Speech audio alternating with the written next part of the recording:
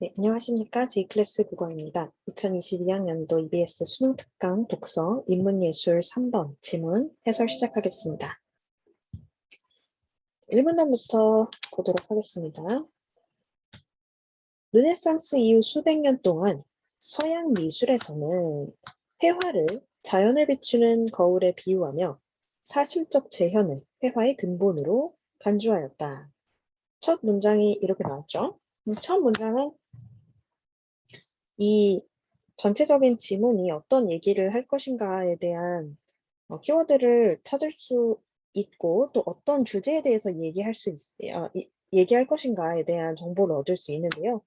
일단 첫 번째로 보이는 게 서양 미술이죠.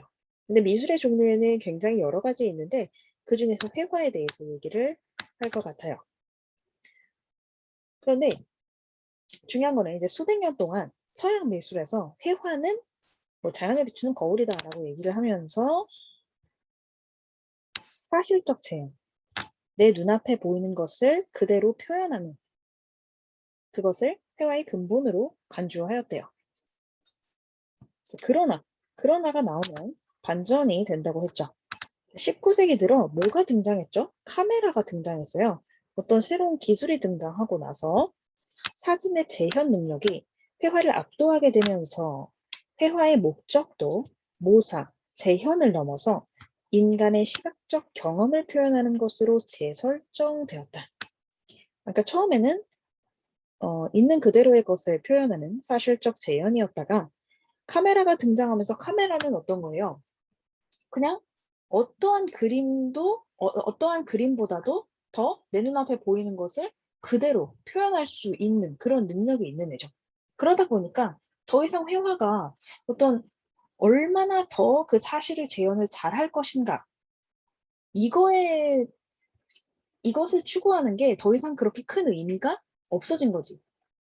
뭔가 사실적 재현을 넘어서는 어떤 목적이 있어야 회화의 의미를 찾을 수 있게 된 거죠. 그래서 더 이상 이제 사실적 재현을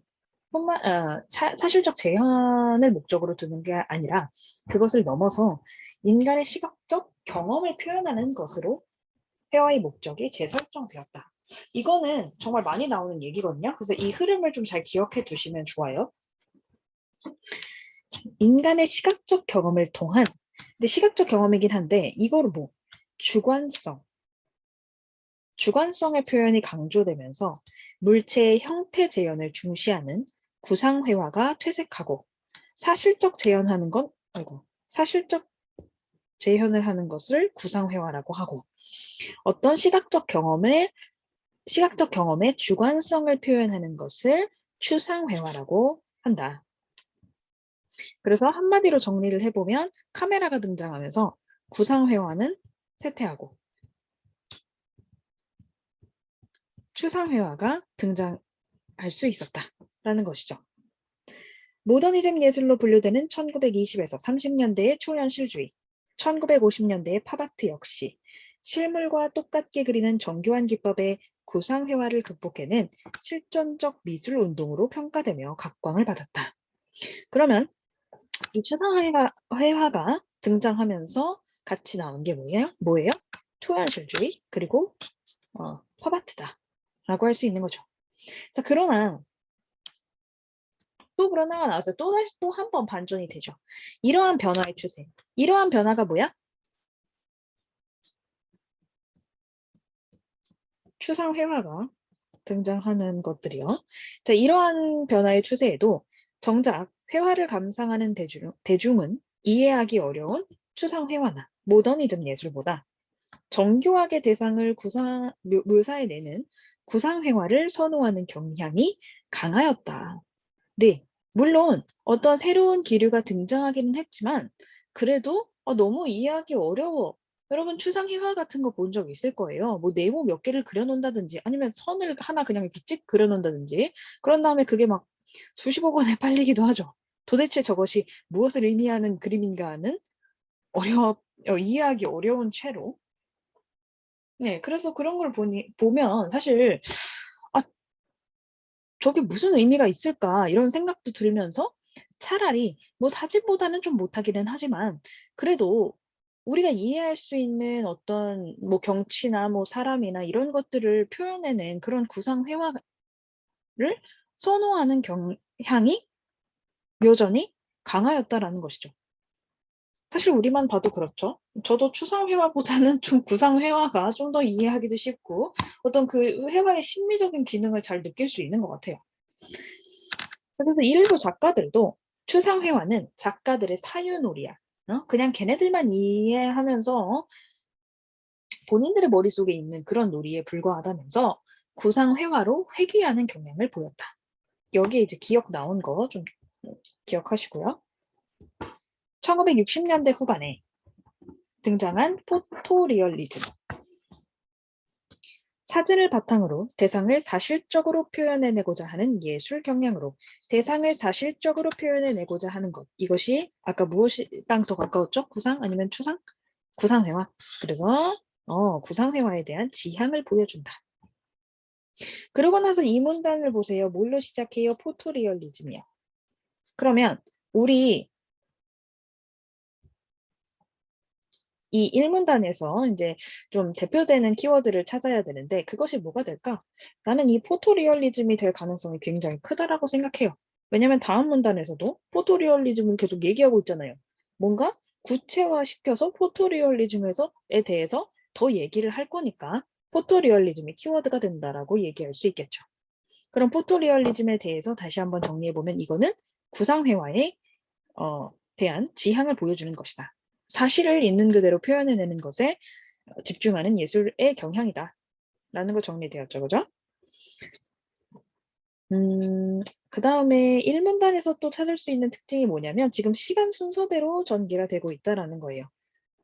일단 첫 번째는 다른 색깔로 좀 해보면 일단 첫 번째는 뭐 19세기 이런 얘기 나왔고 그 다음에 1920년대, 30년대, 50년대 이것을 지나서 1960년대 후반에 이렇게 시간의 흐름 보이나요? 네.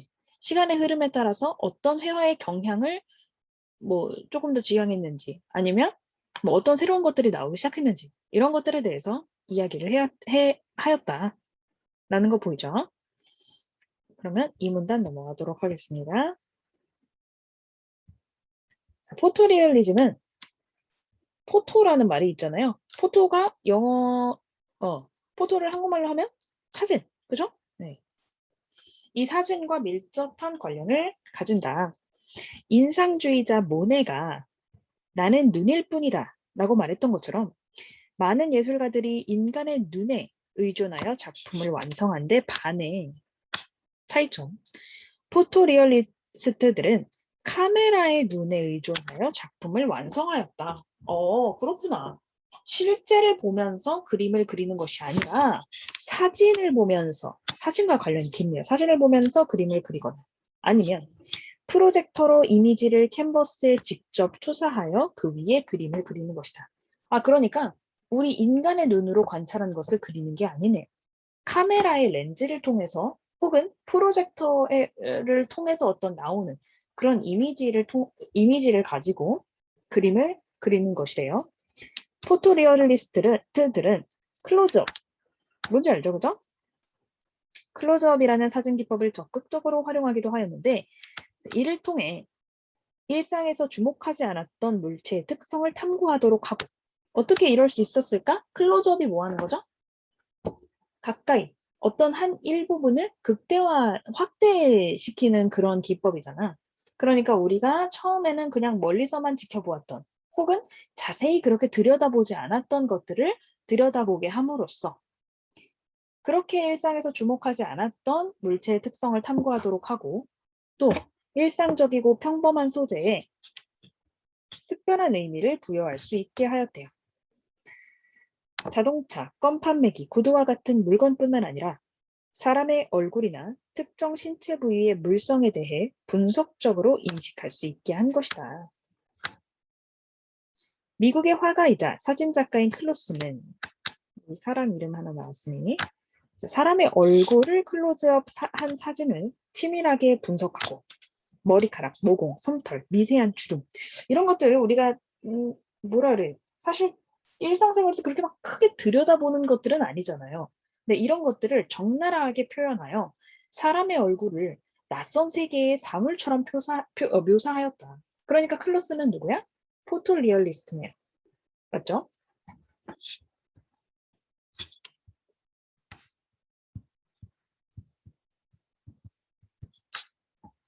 그는 사람의 얼굴을 클로즈업하여 그린 그림을 초상화가 아니라, 초상화는 어떤 사람을 그린 그 그림을 얘기를 하는데 그걸 초상화라고 얘기를 안 하고 자기가 그린 거, 머리 이렇게 불러. 왜요?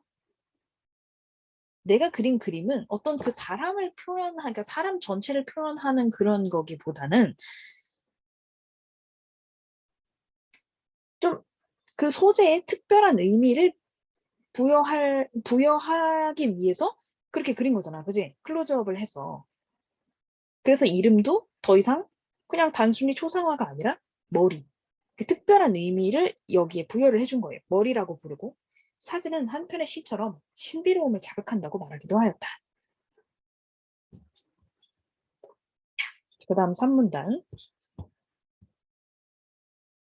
포토리얼리스트들은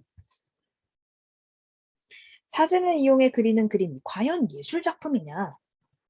라는 반문에 대해 리얼리즘의 완성은 인간의 몫이라는 답을 내놓았다. 물론 이게 사진을 통해서 그리기 때문에 아니 그냥 그게 대부분 이제 예술작품의 어떤 의미에 대해서 얘기할 때 그 예술작품을 그리는 그 작가가 그 대상을 보고 어떠한 생각을 했냐, 그리고 그 생각을 어떻게 표현해 내었는가, 새로운 방식으로 이거를 통해서 좀 예술성이 있다 없다에 대해서 판단하는 경우가 많은데요.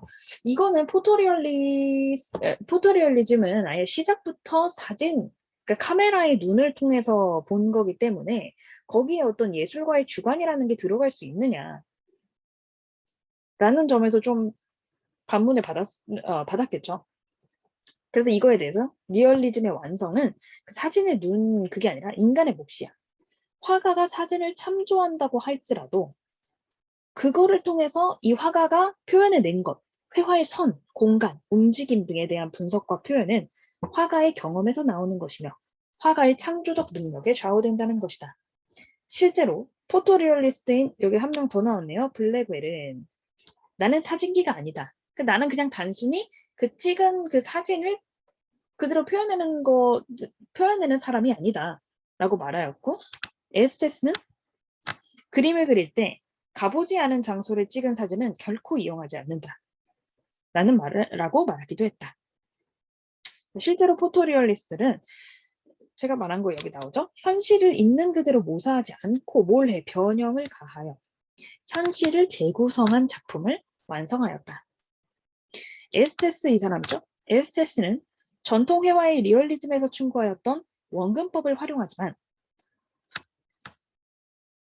각도를 달리해 찍은 여러 장의 사진을 동시에 참조하여 시점이 여러 가지인 거죠. 다시점적인 요소를 가미함으로써 회화의 비현실적 세상을 표현해냈다. 아까 기억나시겠지만 포토리얼리즘은 구상회화에 대한 지향을 보여주는 거라고 했어. 그죠? 구상회화의 목적은 현실의 재현, 네, 그죠. 현실의 재현이라는 것이었거든요. 근데 포토리얼리스트는 그 단순히 어떤 현실의 재현이나 모사를 넘어서 재구성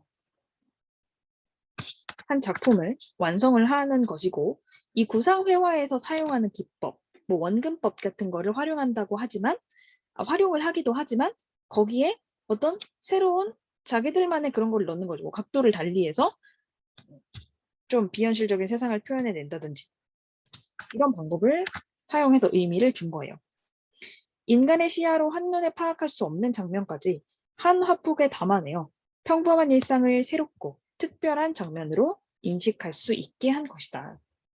그러니까 단순히 현실의 재현도 아니고 그냥 단순히 사진기가 찍은 거를 그냥 복제해내는 것이 아니다 라는 그런 키포인트를 좀 잘 잡았으면 좋겠어요.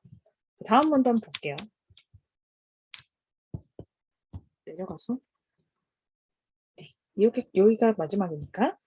자, 3번. 포토리얼리스트들은 카메라나 프로젝터와 같은 기술 장비를 회화에 도입하였지만 그들이 과학 기술 문명이나 현대 산업 사회를 참미하려고 했던 것은 아니다.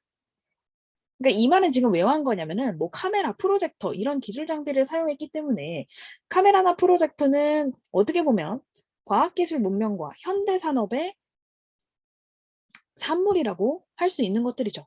그럼 그것들을 이용했으니까 얘네들은 현대 사회에 대해서 좀 긍정적인 생각을 갖고 있겠네? 현대 사회의 산물을 사용했잖아. 현대 산업 사회의 산물을 사용했잖아. 라고 말할 수 있죠. 그죠? 근데 그게 아니라는 거지. 그들은 포토리얼리즘 작품을 통해 도시의 모습을 조명하면서 문명화된 사회 속을 살아가는 평범한 인간의 모습을 표현하고자 하였다. 포토리얼리스트들은 도시와 사람들의 모습을 정치적, 사회적 차원에서 접근하지 않고 사회와 사람들의 일상적 모습, 요거에 관심을 두었대요. 대중이란 이름으로 살아가는 평범한 사람들의 일상에 주목하여 그들을 주인공으로 삼은 것인데 포토리얼리즘에 의해 일상적인 순간들과 장면들이 기념비적인 성격을 지니게 된다고 평가하는 것은 이 때문이다. 여기서 기념비적 성격을 지니게 된다는 것은 기록으로서 오래도록 현존하게 된다는 것이다. 이렇게 연결할 수 있겠죠? 기념비적인 성격이 기록으로 오래 현존하게 된다는 것이다. 즉, 포토리얼리즘은 사실적이면서도 비현실적인 방식으로 일상을 정지된 시간 속에서 영원히 현존하게 함으로써 평범한 삶이 지니는 가치를 인식하게 한다고 볼 수 있다. 그래서 포토리얼리스트들이 표현하고자 하는 대상이 무엇인가까지 살펴봤어요. 그러면 문제로 가겠습니다. 윗글에 대한 이해한 내용으로 가장 적절한 것은 1번. 팝아트는 아까 1문단에 나왔었는데 좀 기억이 나나요? 팝아트는 구상회화를 좀 구상회화가 지나가고 이제 카메라가 나오면서 등장하게 된 그 추상회화의 한 그 흐름 중에 하나였어요. 근데 여기서 뭐라 그랬니? 구상회화의 한 부류다라고 얘기했죠. 그리고 심지어 대상의 재현을 중시하는 회화, 이게 뭐야? 구상회화잖아. 이걸 극복하고자 하는 구상회화라고 하면 안 되지. 이걸 극복하고자 하는 추상회화의 한 부류이다라고 얘기해야 돼요. 2번. 포토리얼리스트들은 인상주의자들이 인간의 상상력에 의존하여 작품을 창작한다는 점을 비판하였다. 인상주의자들 얘기가 나오기는 했어요. 아까 모네 어딨어? 여기. 근데 이 인상주의자 모네는 왜 나온 거냐면 이걸 비판하려고 나온 게 아니라 인상주의자들과 그러니까 포토리얼리즘만의 특색을 설명하기 위해서 나온 거야. 단순히 그냥 비교하기 위해서 나온 거거든요. 그래서 비판한다는 얘기를 하시면 안 됩니다. 비판? 아님. 3번. 포토리얼리스트들은 정치적 활동에 의미를 준다고 해서 그게 아니라 평범한 삶에 의미를 준다고 했거든요. 여기 보세요. 포토리얼리스트들은 도시와 사람들의 모습을 정치적, 사회적 차원에서 접근하지 않고라고 되어 있죠. 그죠? 그래서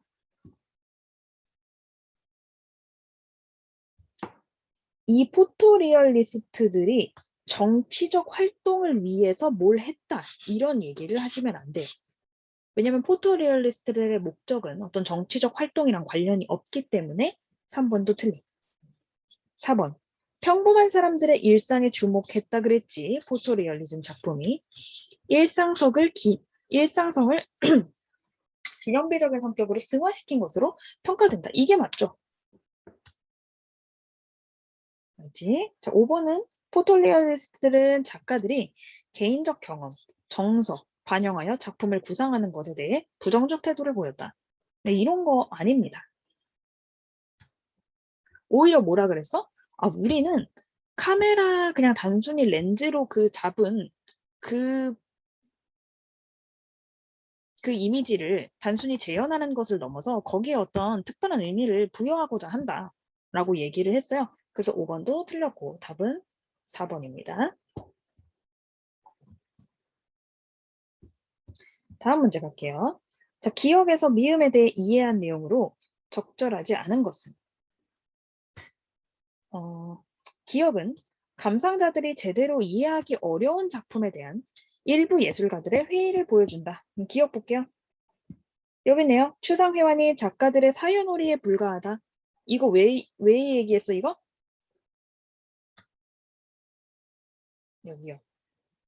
정작 회화를 감상하는 대중은 이해하기 어려운 추상회화나 모더니즘 예술보다 구상회화를 선호하는 경향이 강하다. 이런 얘기를 하면서 이 기억이 나온 거거든요. 그러니까 자기네들만 이해하는 어떤 작가들만의 사유놀이에 불과하다. 이런 얘기를 했어. 그러니까 아까 여기 감상자들이 제대로 이해하기 어려운 작품에 대한 회의감. 맞죠? 2번. 니은은 신체 일부를 물체로 인식하고 그 특성을 탐구하고자 하였음을 말해준다. 아까 이거 니은이에요. 사람의 얼굴을 클로즈업한 거. 그렇지? 물체로 인식하고 그 특성을 탐구하고자 한 거예요. 포토리얼리즘답게요. 3번이요. 디귿. 사진은 한편의 시처럼 신비로움을 자극한다 라고 말한 것은 사진이 일상에서 주목하지 않았던 물성에 대해 이게 바로 포토리얼리즘이었어. 일상에서 주목하지 않았던 어떤 것들에 대해서 새로운 인식을 주는 것, 재구성하는 것, 어떤 의미를 부여하는 것. 여기서 의의가 있다라고 얘기했네요. 그래서 3번도 맞습니다. 4번 리을 볼까요? 리을 뭐라 그랬어? 포토리얼리스트인 블랙베리. 나는 사진기가 아니다 라고 말한 건 뭐죠? 나는 그냥 단순히 재현만 하는 사람이 아니다 라는 걸 얘기하고 싶었겠지. 그럼 4번도 맞네요. 그럼 답이 5번인가요? 5번 볼까요? 미음은 회화에 비해 사진에서 다룰 수 있는 대상이 제한적이라는 것을 말하는 것이다. 벌써 이것부터 우리가 읽은 거랑은 관련이 멀어 보여요. 근데 일단 미음에 가서 더 확실하게 한번 볼게요. 에스테스. 이 사람도 어떤 포토리얼리스트예요. 그림을 그릴 때 가보지 못한 장소를 찍은 사진은 결코 이용하지 않는다. 왜 이랬어? 왜 이런 말을 했어요? 단순히 내가 그냥 사진들, 무작위적인 어떤 사진을 가지고 작품을 만드는 것이 아니라 내가 가본 장소, 그래서 나한테 어떤 의미가 있는 장소를 찍은 사진을 사용해서 거기를 있는 그대로 묘사하는 것이 아니라 변형을 한 작품을 만드는 사람이다. 근데 얘가 여기에 어떤 변형을 가하기 위해서는 본인이 직접 가봐야 되고 거기에 어떤 주관성을 나만의 주관성을 그런 식으로 해서 내 작품에 담는다라는 얘기를 하고 싶었던 거예요. 에스테스는. 사진으로 뭐라 했어? 사진에서 다룰 수 있는 대상이 제한적이다. 이런 얘기를 한 게 아니라요. 그래서 이번에 답은 5번입니다. 다음이요. 자, 3번. 보기와 관련 지어 윗글을 이해해 본 내용으로 적절하지 않은 것은? 보기를 볼게요. 보드리아르는 시뮬라크르와 시뮬라시옹에서 실제와 똑같이 그려진 회원은 원본의 복제물인 시뮬라크르라고 하였다. 이거 구상회화랑 좀 비슷하지, 그지? 그것이 시뮬라크르라 했대. 시뮬라크르는 파생실제라고도 불리는데 실제와 구별되지 않을 정도의 사실성, 즉 하이퍼리얼리티를 가진다. 이때 실제가 파생실제로 전환되는 작업을 시뮬라시옹이라고 한다. 시뮬라크르의 개념을 처음 제시한 사람은 플라톤인데 시뮬라크를 실제하지 않는 것, 가상의 것으로 보았다. 플라톤은 현실의 세계의 원형인 이데아의 복제물이고 이 플라톤이 얘기한 플라톤의 그 메인 아이디어 중에 하나가 이데아예요. 우리가 살고 있는 현실은 어떤 이상적인 세계인 이데아라는 데가 있는데 완전한 세계예요. 거기가 그거의 복제물이야. 여기에 이데아라는 세계가 있고 이것을 복제한 것이 우리가 살아가고 있는 현실이야. 그럼 회화는 뭐야? 이 현실을 또 복제한 거지. 그래서 이게 이데아를 복제하고 또 복제한 그 회화는 별로 의미가 없다. 의미가 없다라고 보았어요. 이 플라톤이. 자, 그런데 이러한 플라톤의 시각과 달리 보드리아르는 현대에는 시뮬라크르가 독립된 정체성을 갖춘 개체, 즉 또 다른 실제이자 원본이 되었다라고 하였다. 그러면 이 보드리아르는 아니요. 이것은 이 보드리아르 미안해요. 시뮬라크르가 뭐냐면 이거 회화가 시뮬라크르거든.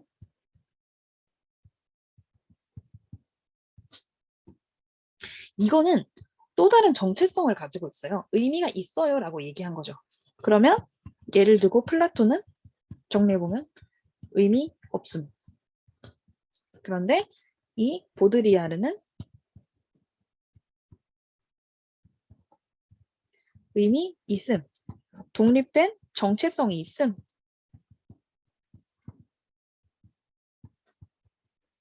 이렇게 얘기한 거죠. 자, 그럼 적절하지 않은 거 골라볼게요. 자, 1번. 플라톤의 시각에서 실제와 완벽하게 똑같이 그려진 회화라고 하더라도 그것은 그냥 가상의 것이다. 맞죠? 의미가 없다 그랬지? 자, 2번. 플라톤의 시각에서 하이퍼리얼리티가 뭐라 그랬어? 실제와 구별이 안 되는 정도의 사실성을 지니는, 그럼 이건 그냥 복제품이라는 얘기잖아. 포토리얼리즘 작품은 세계의 원형을 복제한 것이기 때문에 여기까지는 맞는데 그럼 이게 가치가 있다 그래서 없다 그래서 플라톤은 의미가 없다고 했죠. 그래서 2번이 답이네요. 3번. 이번엔 보드리아르의 시각을 볼게요. 대상 사실적으로 재현한 포토리얼리즘 작품은 사진이 재현한 대상을 다시 재현한 파생실제다. 이거 보드리아르가 얘기한 거예요. 이 시뮬라크르를 얘가 여기서 파생실제라고 그랬어.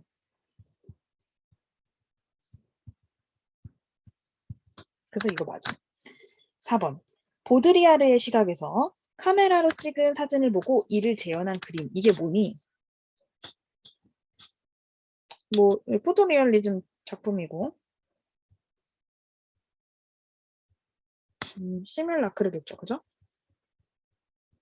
이거는 사진과 독립적인 성격을 지닌 원본으로서 가치를 지닌다라고 한다고 얘기했지. 자, 5번. 보드리아의 시각에서 포토리얼리스트들이 프로젝터로 사진의 이미지를 캔버스에 직접 투사하는 것. 이게 뭐니? 시뮬라시오이라고 한다. 이게 뭐냐면 어떤 그 실제를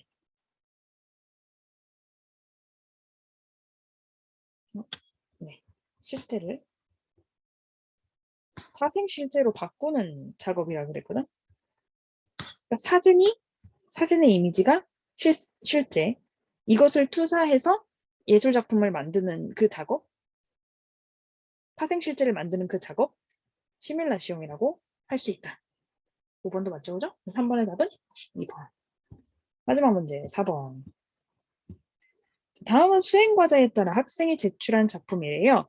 이 작품에 대한 반응으로 적절하지 않은 것은 골라볼게요. 이 포토리얼리즘 경향성을 반영한 작품이래요. 제가 그린 이 그림은 포토리얼리즘 작가 중 한 명인 에스테스의 작가의식과 작법을 조차 그린 것입니다. 땡땡 빌딩 앞의 풍경을 여러 각도에서 다시점적인 거를 표현한다 그랬지, 그지? 그래서 추상성을 준다고 했어요. 여러 각도에서 사진으로 찍고 마치 추상성을 준다고 했죠? 제가 지금 기억하는 걸로 얘기를 하는 거라서 비현실적인 세상을 표현했다 그랬네요. 네, 여기 부분 보시면 알 수 있어요. 다시점적인 비현실적인 요소를 부과했다. 이 사진들을 프로젝터로 캔버스에 투사하여 스케치를 했습니다. 그 다음에는 유화물감으로 색을 칠해서 실제 모습과 비슷하게. 왜요? 얘는 결국에는 구상회화에 대한 지향을 보여주는 거거든요. 자, 언뜻 보면 사진 같아 보이지만 이 빌딩 앞에 도로 꺾임. 이 부분인가요? 거기를 보면 현실을 변형하여 표현한 그림이다라는 것을 확인할 수 있습니다. 단순한 재현이 아닙니다라는 거죠. 자, 뭐를 고르라고 했죠? 적절하지 않은 것을 고르라고 했죠. 1번. 기술 장비 활용. 했지, 그지? 잠시만요. 기술 장비 활용했어요. 프로젝터, 스케치를 함으로써 빌딩 앞의 전경을 사진처럼 사실적으로. 이건 맞아요. 어쨌든 사실처럼 보이기는 합니다. 2번. 빌딩 앞의 도로의 모습을 통해 각도를 달리하여 찍은 사진들을 동시에 활용한 것임을 파악할 수 있겠군. 왜냐면 이제 도로의 꺾임을 보면은 뭘 알 수 있다 그랬냐면 현실의 변형을 알 수 있다 그랬거든요. 근데 현실의 변형을 줄 수 있었던 요소는 얘가 여러 각도에서 찍은 사진들이 있었고 그것을 함께 활용해서 만들어낼 수 있었던 그런 변형이에요. 그래서 2번도 맞아. 3번. 인간의 시야로는 한눈에 파악할 수 없는 장면. 그렇기 때문에 다각도를 사용한 거죠. 그것을 한 화풍에 담아냈다는 점에서 현실을 재구성한 것이다. 맞죠? 그 다음 4번. 그림 그리는 사람의 주관성을 배제하고 이거 아니라 그랬지. 구성회화를 지향하기는 하지만 재현을 지향하기는 하지만 거기에 주관성은 분명히 들어가 있다. 라는 거예요. 그거를 어떤 다양한 각도를 통해서 보여주었죠. 그래서 4번이 답입니다. 5번이 그 얘기를 하고 있죠. 일상의 도시 공간을 그대로 모사하지 않고. 네, 그리고 이것도 특징적이네요. 이 포토리얼리즘이 일상의 어떤 그런 그냥 우리가 쉽게 지나칠 수 있는 그런 요소들의 의미를 부여하고 재구성한다고 했는데 이 빌딩, 이거 그냥 지나다니면서 볼 수 있는 길이잖아요. 그런 일상의 도시 공간을 표현했다라는 점에서 대상 자체도 포토리얼리즘이고 그다음에 이 도시 공간을 그대로 묘사하지 않고 변형하여 묘사함으로써 일상의 풍경을 새롭게 인식할 수 있도록 하는 것. 포토리얼리스트들이 추구하는 그 목적과 일치하죠. 그래서 5번 맞습니다. 네, 이 지문은 그렇게 어렵지 않았다라고 생각을 하는데 포토리얼리즘의 그런 특징들이 무엇인지 얘네들이 구상회화를 지향하기는 하지만 어떠한 새로운 점들을 가지고 있는지 그런 것들을 좀 잘 파악하셨으면 좋겠습니다. 네, 수고하셨습니다.